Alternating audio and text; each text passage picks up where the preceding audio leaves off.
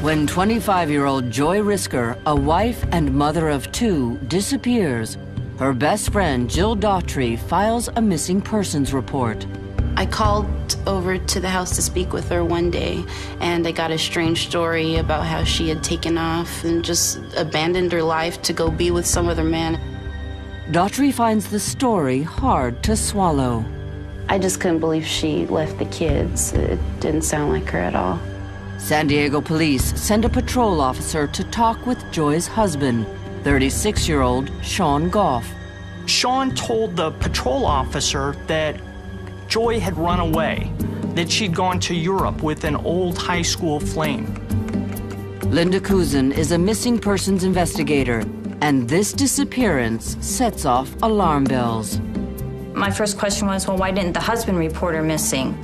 Then her friend Jill gets a strange message from Joy. Jill received an email from Joy saying that she would call when she was good and ready, and for Jill just to stop trying to get in contact with her. Jill told me that she didn't think it was from her. Kuzin's experience tells her something is terribly wrong, that Joy Risker may not just be missing, but gone for good.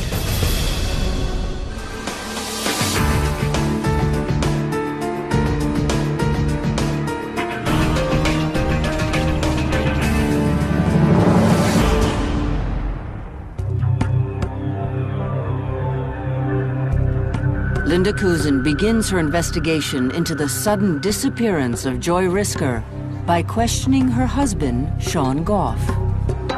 Sean was very upset. He seemed to be very distraught that she had left, and not only that she had left, but she left the two kids with him. He just seemed overwhelmed at the time. Sean says that after 6 years of happy marriage, Joy wanted out. Sean said that she had taken money out of a joint account that they had. His belief was that Joy had left him and just taken off. But there's something Sean fails to mention. He has another wife.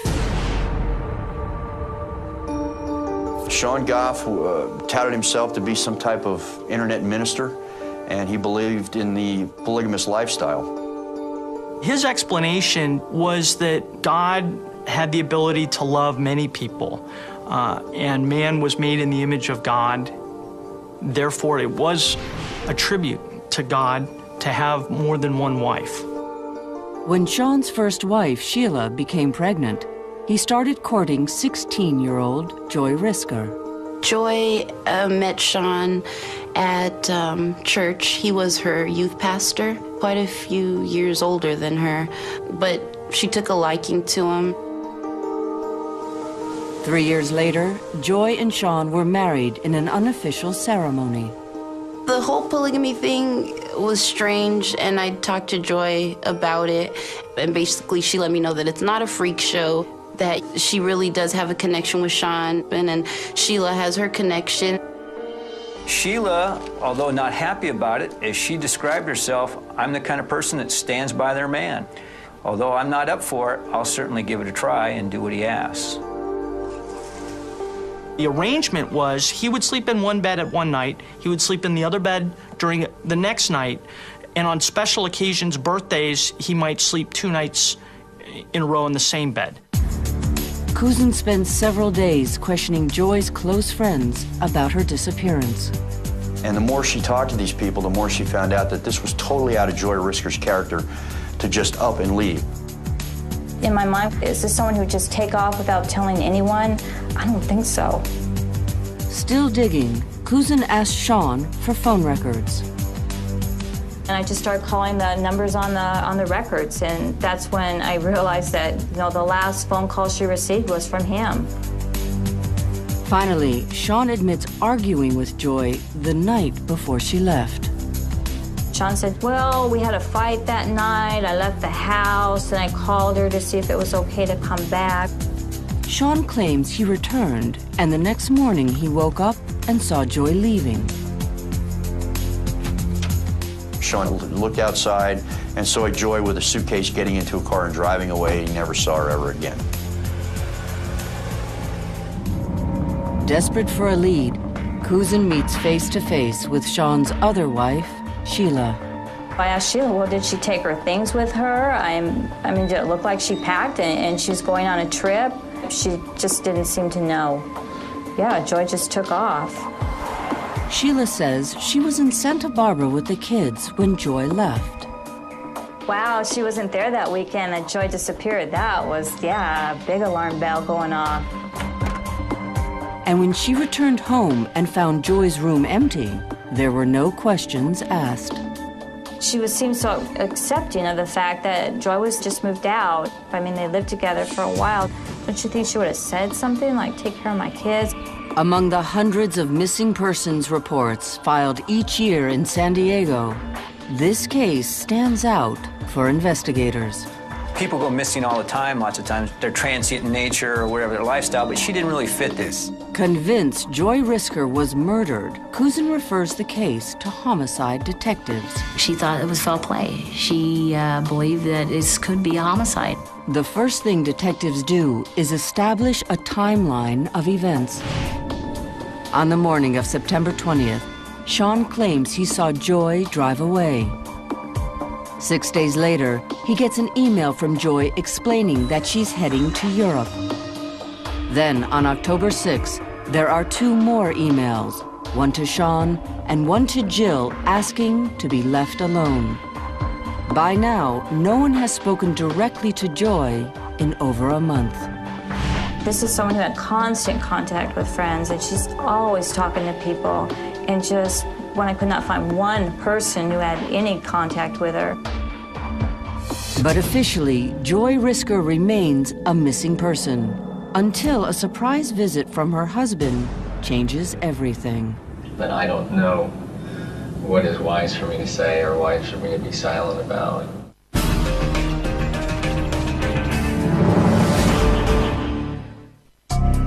25-year-old Joy Risker, married to a polygamist and the mother of 2 young children, is reported missing. Joy was reported missing by a good friend. And when they start talking to the husband, he said, oh, she just left, went to Europe, just, up and adios. But missing persons investigator Linda Cousin isn't buying that story. Would a mother just leave her 2 kids? 2 kids that everyone said that she just adored. Would she leave without telling anybody? I didn't think so.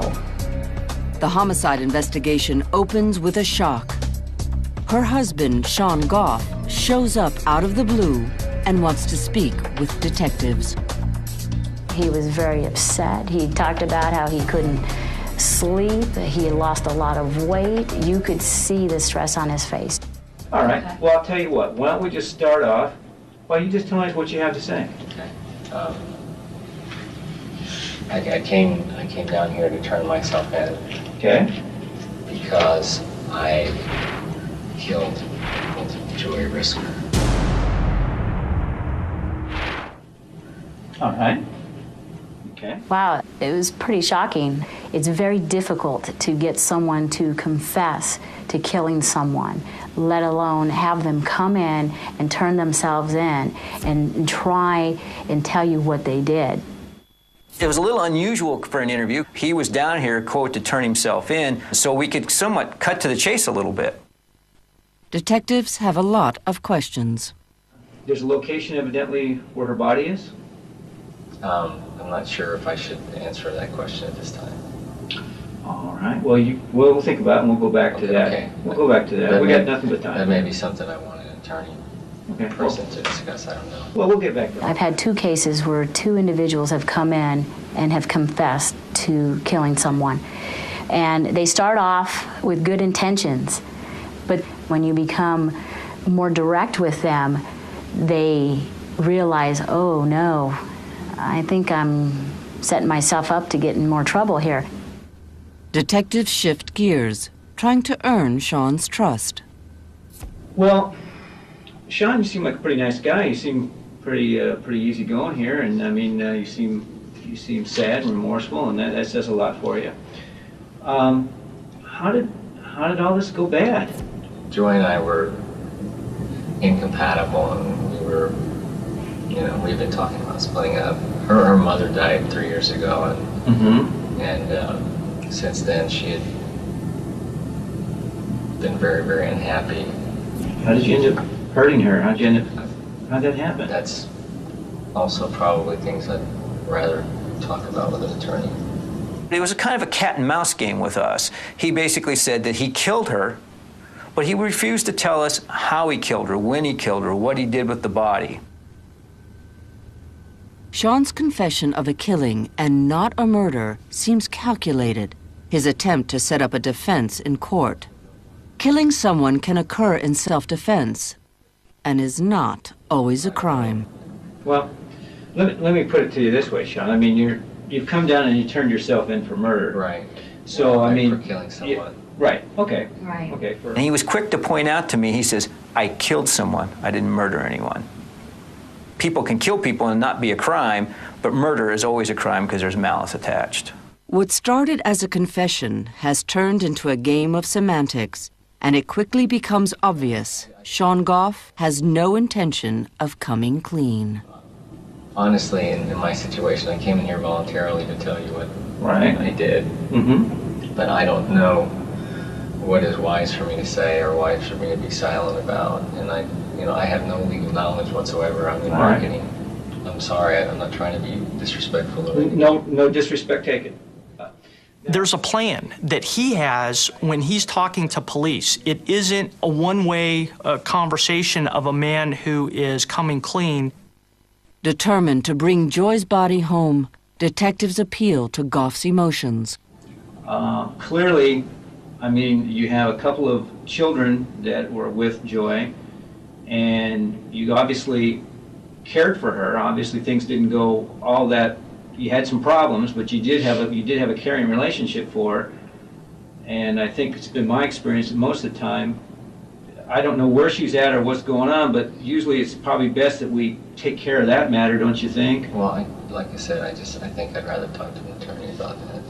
Okay, so you want to leave her out there? That's fine. Whatever you want to do.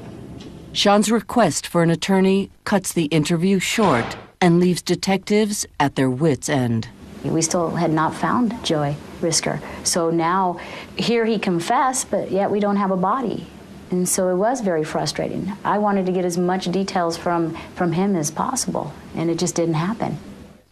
Although Goff claims he did not murder Joy Risker, he is arrested based on his killing confession. As the news of Goff's confession breaks, Joy's closest friends are in disbelief. I was shocked. I couldn't believe it.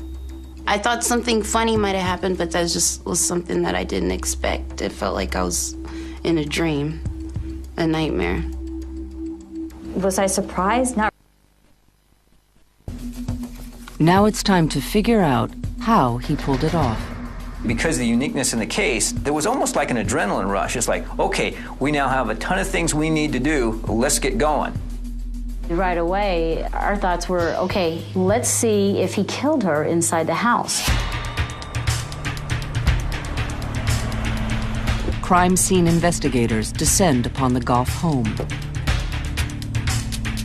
It was cleaned pretty well. We walked in and we didn't see any obvious bloodstains, but looking closely in the corners, behind furniture, on the walls, we were able to find quite a few very small bloodstains.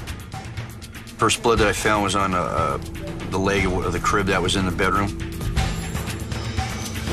It's denoted here as item number 12. That's what really started us looking. And then these other items, number 9, 8, 10, and 11, they were also blood that we found in the bedroom. This would have been Joy's bedroom. Investigators find several more blood droplets on the bathroom wall. These stains appeared to be deposited by basically blood flying through the air. From a stabbing. What we could determine is that Joy had shed blood in numerous rooms and had been moving around, as if maybe somebody was running, trying to get away from the attacker, or was wounded in such a way, trying to go around the house looking for some kind of assistance. Was it 1 stab wound, 2 stab wounds? Hard to say, so there is a question as to whether or not that's where she died, or simply is that where the crime began? It's time to ask the other wife, Sheila Goff, some questions. Sheila was an interesting interview. She was very matter-of-fact. She just didn't seem to fit what I was hearing coming out of her mouth. Sheila says that on the weekend of Joy's disappearance, she and the family's 3 children drove to Santa Barbara for a short vacation. She related that Joy and Sean was having some problems, and they decided to stay behind and try to reconcile their problems. The next day, Sean phoned. He tells her when she gets home on Sunday night, he more than likely will not be there. He further tells her that she may find some blood there. Sean told her that Joy had an accident and she bled, and he had to take her to the hospital. And he asked Sheila to come home and clean up the blood in her bedroom. Sheila didn't ask a lot of questions. She did what she was told. According to Sheila, Sean didn't come home until the next night, and he was driving a rented SUV. Sheila's statement to us was there was a lot of rocks, a lot of sand, a lot of debris in the back. And Sean said he was out and he was four-wheeling and he was just kind of getting his thoughts together. Then Sean tells her, pack up all of Joy's things and start throwing them away. She's never coming back. Sheila admits finding Sean's story strange, but still refuses to believe he could be any way involved with Joy's death. I really thought it was pretty bizarre. Is she really just this naive, or is she a co-conspirator on this? I mean, is she someone that we should be looking at as a suspect as well? I didn't believe that Sheila Goff was involved in this. I felt that she probably didn't like the situation of him having a girlfriend at the house, but she accepted the situation for what it was. I was more focused on Sean Goff. The search of the Goff home ends without a body, a murder weapon, or any hard evidence. Things are looking hopeless. At this point, the case consists of a missing person, the husband, a confession of killing but not murder, and a little bit of blood spatter. Not enough to form the basis of a murder conviction. For that, they need a body. You want that connection. You want to be able to connect that body to the person that killed that person. And if you don't have a body, then you don't know how that person's killed. We have to collect physical evidence to basically say, yeah, he did it. So it's like a needle in a haystack. Where's her body? What degree of murder it is? Is it self-defense? Is it accidental? All we know is that Joy Risker's missing, is suspicious, and he's now saying, I killed her, but I'm not giving you anything more than that. You're on your own. Goff is clearly playing games, but was he clever enough to cover his tracks? Now it was up to us to, A, most importantly, find Joy Risker, and B, try and prove or disprove how Sean Goff was involved in her killing. Their first stop, the car rental company Goff had used. By the time we had gotten to that car, a month had passed, so we had multiple people that had rented this car. Records reveal Sean drove close to 800 miles in less than 48 hours. We started to try to piece together what Sean was doing during these 2 days. We started looking for gasoline receipts to see if we could find where he may have used a credit card to at least have some directionality on where he was going, what was going on. We obtained phone records to find out, who he was calling. We checked his bank records, his ATM, anything that would put him at any location could possibly be where her body was dumped. Sheila Goff's trip to Santa Barbara also needs checking. We ran down her alibi of where she was, what hotel records, gasoline receipts, cell phone records, cell sites to find out, to make sure she was in Santa Barbara when she said she was. They find Sheila's paper trail, but they can't find a shred of evidence to suggest that the missing woman is still alive. Joy Risker was nowhere to be found. She had a close circle of friends that she was in constant contact with, and no matter what she did, good or bad, these friends knew about it. And all of a sudden that communication stopped. And it was not in Joy Risker's character to just pack a bag, and leave her kids. Investigators also checked out the strange email that Jill Daughtry had received. One of the issues initially that had to be addressed was the fact that Joy or someone was sending emails from Joy Risker's Yahoo account, her email. An analysis of the Goff family computer shows that those emails weren't sent from overseas. They came from inside the house. It demonstrated that Joy Risker wasn't in some European city, but instead the person who is sending those is right there in that house. The computer also contains a revealing essay written by Sean Goff about the joys of polygamy. The significance was twofold. First of all, it specifically linked him to the computer where the emails were found. The second significance is that it really gives insight into who this man was.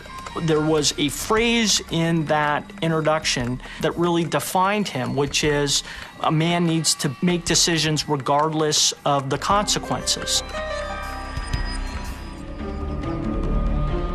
Then, hundreds of miles away in the Arizona desert, a hunter makes a discovery that will add yet another disturbing element to Joy Risker's death.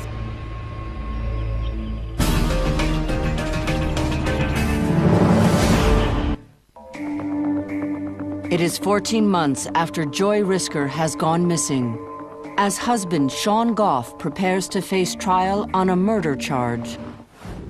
According to friends, he loved forensic science shows. In fact, he discussed writing a book where the antagonist, the bad guy, was a big fan of those shows and was able to circumvent detection by police by being such an expert. Sean had learned through basically these kind of shows about how you dispose of bodies, what kind of evidence the police look for, and things of that nature. Investigators believe that Sean Goff didn't just kill Joy. He viciously planned her murder. They go back to the blood evidence found at the house to help their case. In this case, we didn't have a reference sample from the victim, Joy Risker. So what we did was a comparison was made between the blood that was found and the children and the father of the children to determine if this blood could be from the mother of these children. We also determined that the blood was female, so based on the circumstances of the case and the biological evidence, we were very confident that this blood was from Joy Risker. Joy's DNA is then uploaded into the FBI's national database. We did not get any matches. At this point, it's just a waiting game. Detectives review their evidence. Sean Goff admits to killing Joy Risker, and her blood is found in their house.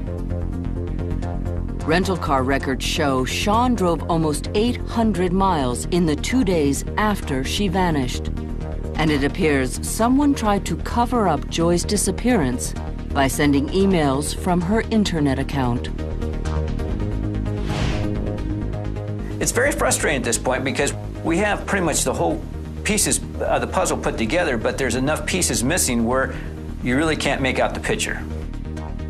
You have to be exhaustive in this investigation, but it is a daunting, time-consuming task.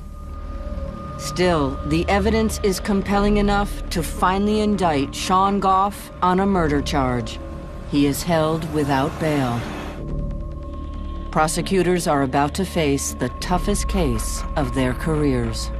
You're asking the jury to take it on faith that the person is in fact dead, but then you can't tell them how or why this person died. Those two issues are not necessarily insurmountable, but they present serious challenges in prosecuting a case without a body. Then, hundreds of miles away in the Arizona desert, a hunter makes a discovery. Well, when I was making the rounds, I seen this pile of rocks that looked like a shrine, and so I walked up toward it and seen the size of it. The stone pile is 6 feet high and 6 feet in diameter. The hunter suspects there's something buried underneath. But what? I knew right away that people wouldn't go to that much trouble just to bury a dog or something. You know. The smell was strange too, you know. It didn't smell like an animal, in other words. Conde calls his son, a federal ranger with the Bureau of Land Management. The area that my father described to me was an area that I knew as a popular hunting area, camping area. It's about 9 miles off the interstate. We had to drive off, rode a little ways, and beneath a large Palo Verde tree, hidden from sight from the road, was a large pyramid pile of lava rocks, about 6 feet high. The ranger begins taking the rock pile apart.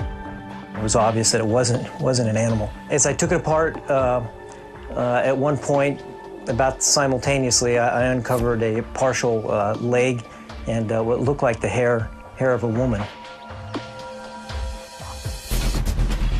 No one locally can identify the remains, so they are sent to forensic anthropologist Dr. Laura Fulginetti at the Maricopa County Forensic Science Center.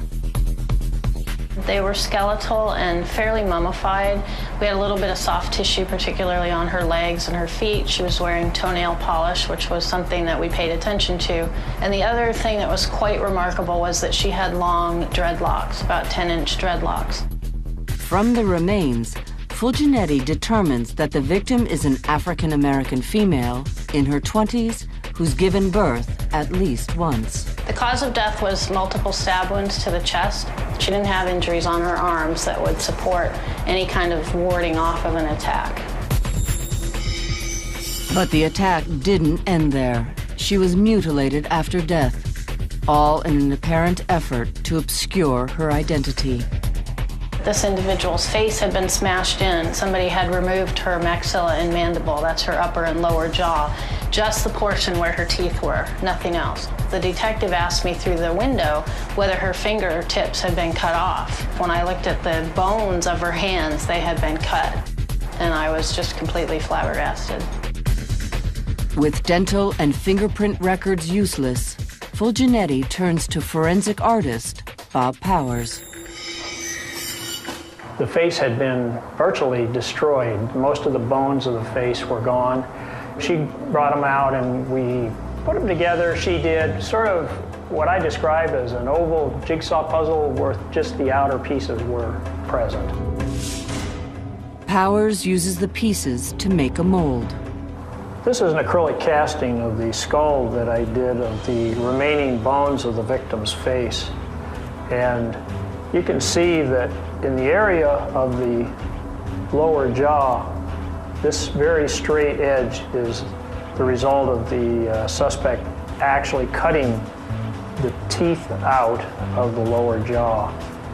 And then the same in the upper jaw area where they cut across. Powers adds clay to fill in the missing pieces and recreate the teeth. Because Dr. Fulginetti had indicated to me that it was a young female of African origins, I was able to begin drawing with that in mind, using the precise measurements for that particular sex and race. A photograph of the completed molding is then used as the basis of a portrait. We ended up with a rendering like this, and you can see, hopefully through, how the outer edge of the face coincides with the tissue depth markers. And of course, the one thing that I knew for sure was that she did have the dreadlocks, so I went ahead and incorporated them into the reconstruction. The drawing was released to the media locally, and there was no success. Also, it was on the internet. Months go by, and Powers' sketch fails to draw any interest. Then finally, Powers thinks he might have a match. This is a flyer of a missing person out of Los Angeles that I received probably 2 or 3 months after I had finished the facial reconstruction. Sheriffs contact the family of the missing Los Angeles woman and obtain a sample of her DNA. The results are negative. It was not her. It was frustrating because Really, when we do forensic facial reconstructions, it's a last-ditch effort. There's not a lot left to do.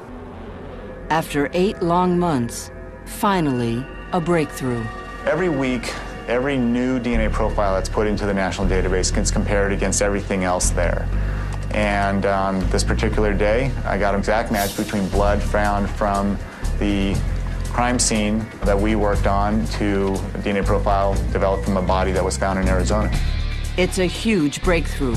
Thanks to the DNA database, Joy Risker is now officially a homicide victim.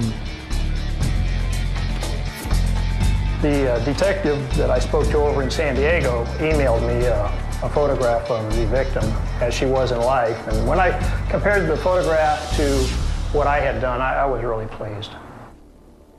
The system worked exactly like we hoped it would. 10 years ago, this database didn't exist, so this type of match would have been impossible.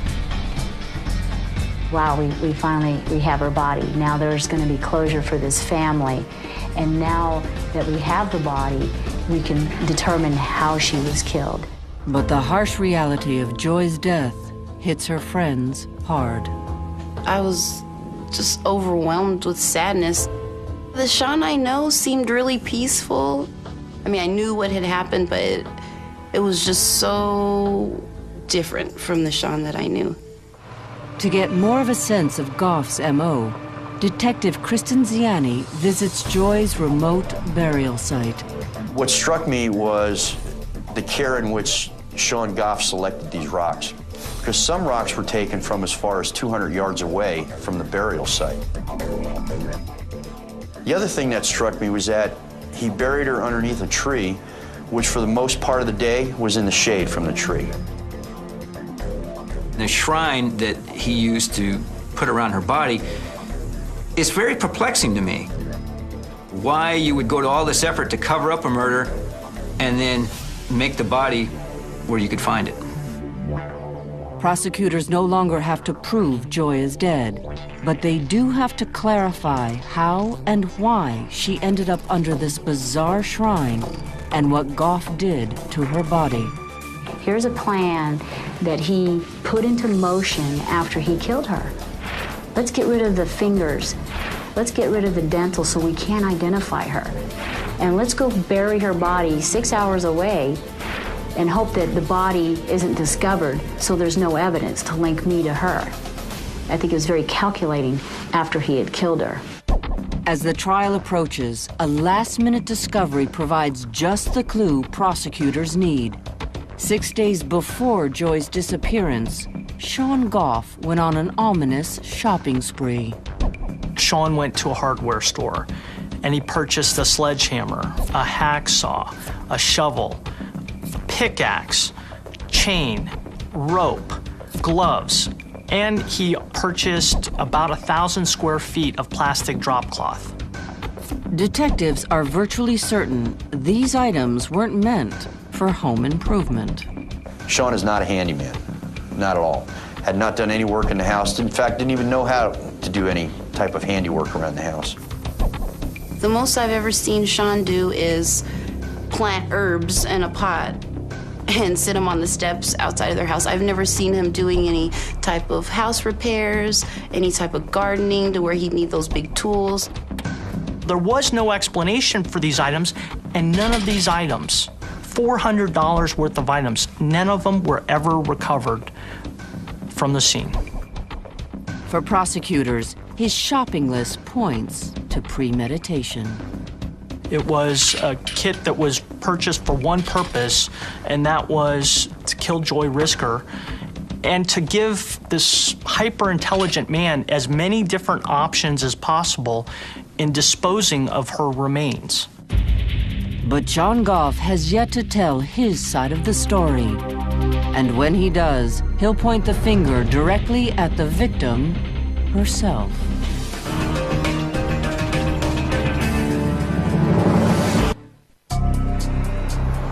Nearly 3 years after Joy Risker's disappearance, Sean Goff finally goes on trial. It was for the jury to decide whether this was a premeditated murder or a voluntary manslaughter. For prosecutor Matthew Greco, It's the most complex case of his career. The big issue from my perspective was, how are they going to defend the case? Are they going to defend it by trying to point the finger at a third party, most likely Sheila? Or are they going to attempt to suggest that this is self-defense? Another serious challenge is establishing where the murder took place.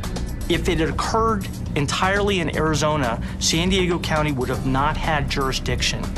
And potentially, if we had gone through trial, double jeopardy would have attached, and he might not have ever been tried again for it. During the trial, the prosecution argues that Sean killed Joy to keep her from leaving their polygamous marriage. She was a young woman when she met him, but she was really starting to grow and blossom and wanted to sort of move out on her own. Joy wanted to take her 2 kids and move to Los Angeles. Sean was unwilling to let Joy have custody of the 2 kids. He was going to keep custody and control of those 2 kids. Prosecutors believe Sean deliberately sent Sheila and the children out of town, then took Joy out to dinner as a way of lowering her guard. Sean and Joy went to a nice dinner out at the Hotel Del. They got back to the house, and Joy had made the decision to leave Sean. There was a confrontation, and she was very determined to leave, and that was the breaking point. 12 stab wounds later, and Joy wasn't going anywhere. I think he lost control of the fact that he was going to lose this person that he loved, that he believed should stay with him, and he was going to prevent her from leaving. Prosecutors argue Sean's actions before the murder prove premeditation. He rented a vehicle to drive Joy around, yet he had 2 vehicles of his own that he could have driven that night. His plan was to kill her and dispose of the body. You couldn't ask for a better case, where he buys the tools and prepares. It's just like a home improvement project. You just don't come home one day and decide to build shit. You have to do all your prep work, and that's what he did on this. Throughout the prosecution's case, Sean comes off as cold and distant.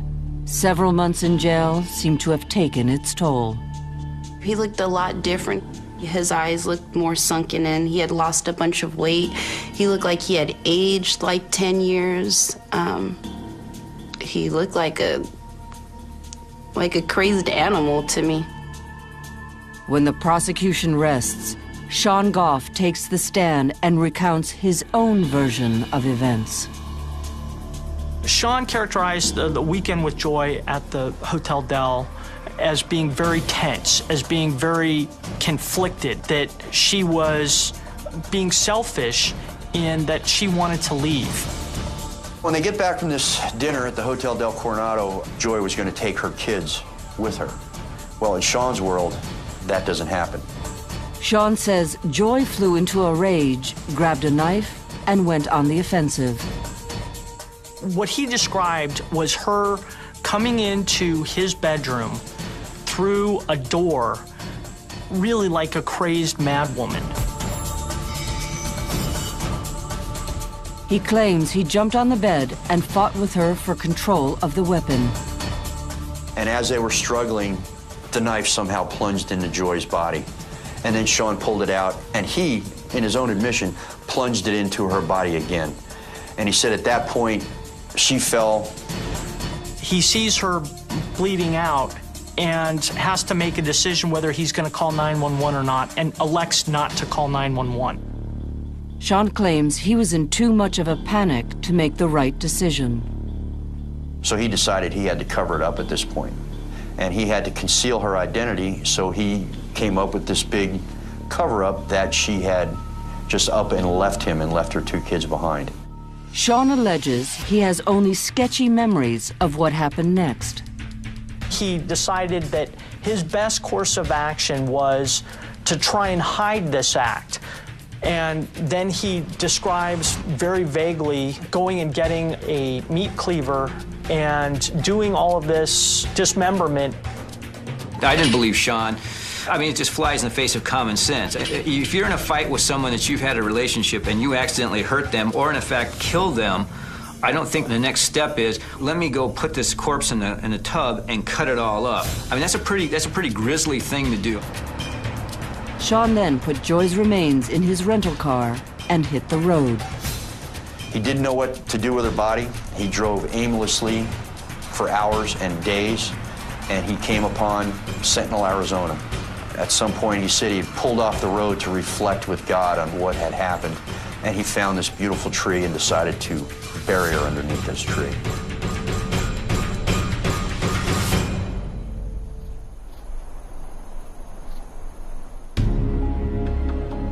But Sean's wrenching tale seems to be lacking any genuine feeling.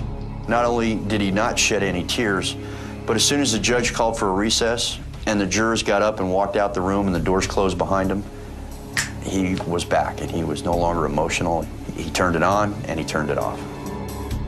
Only he can tell that story, but obviously he's full of lies, and you're never going to get the straight story from him. After a month of testimony, the case goes to the jury. It becomes a question of credibility. Is he telling us the truth or is he lying?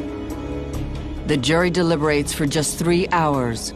They find Sean Goff guilty of first-degree murder. He is later sentenced to 26 years to life. On June 4th, 2008, Sean Goff's appeal was denied.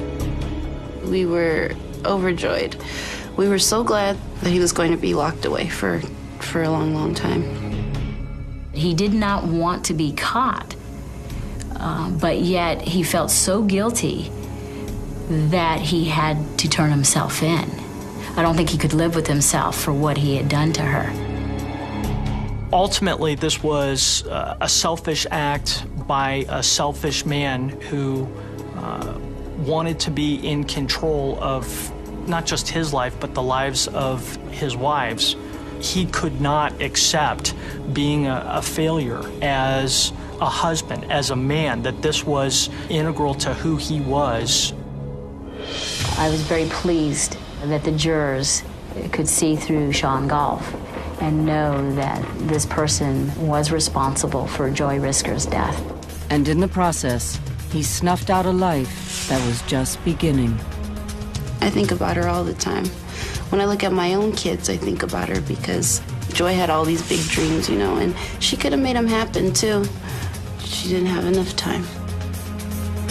For investigators, this case remains one of the most complex but satisfying of their careers. What stands out the most to me in this investigation was the tenaciousness of Linda Cousin. I worked very hard on this case, just kept plugging away every day and looking at the facts, and just it didn't seem right to me. What strikes me is how close Sean Goff came to getting away with the perfect crime.